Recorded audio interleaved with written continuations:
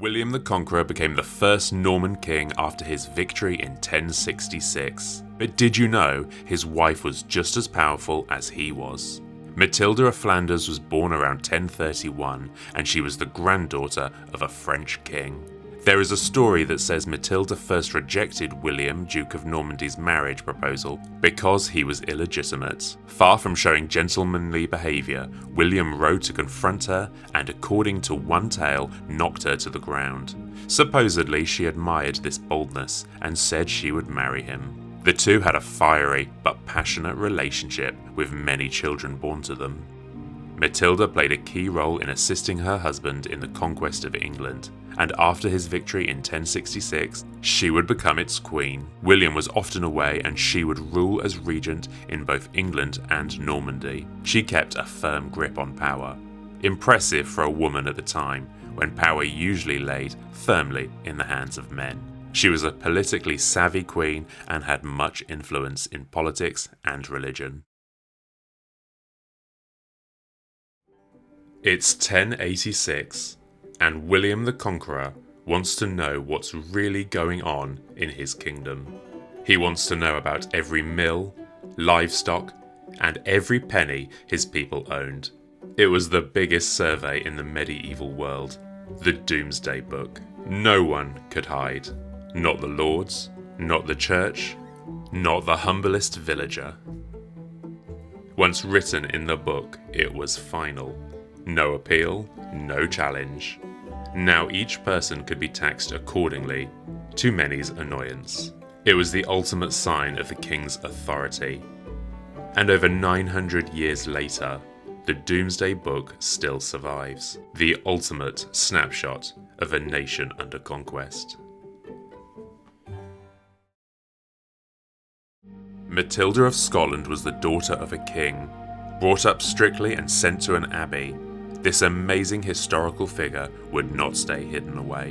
When Henry I needed a queen, she brought not just beauty, but power, uniting the Norman king with the Scottish royal family in marriage. Matilda wasn't content to sit quietly on the throne. She built bridges, opened schools, and gave to the poor.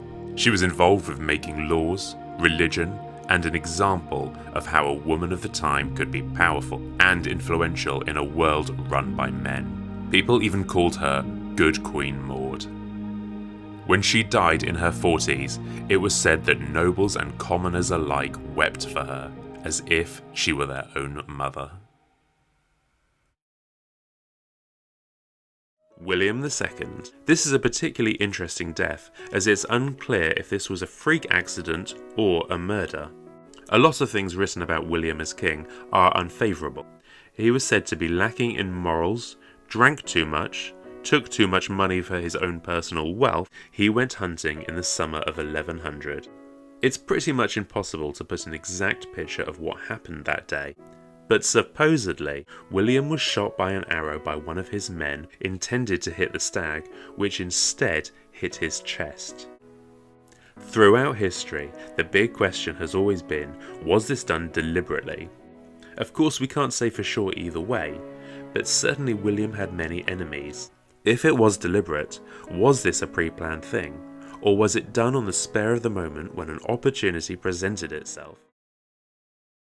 November 1120. The white ship set sail from Normandy in the darkness of night. On board, Prince William, heir to King Henry I. The ship was state-of-the-art, well-equipped and fast, and it was considered a huge honour to have the prince sail on it.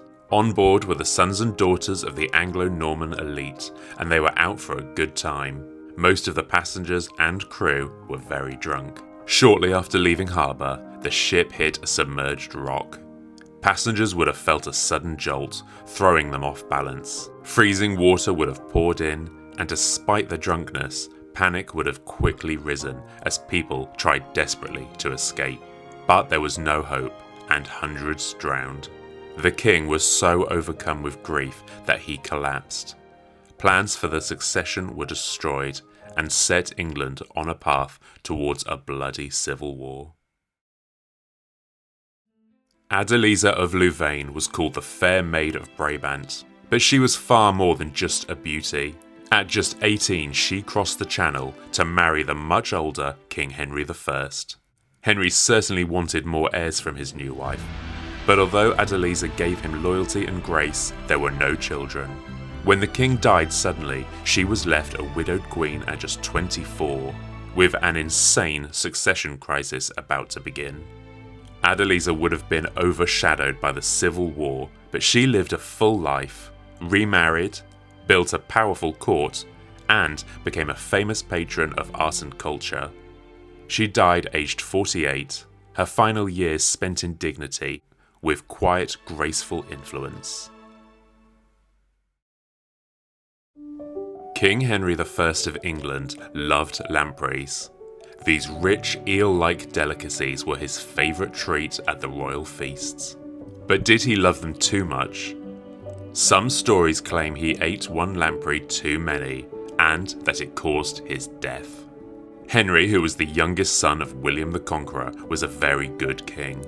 But despite 2 marriages, he had no male heirs. So there was never going to be a good time for him to die.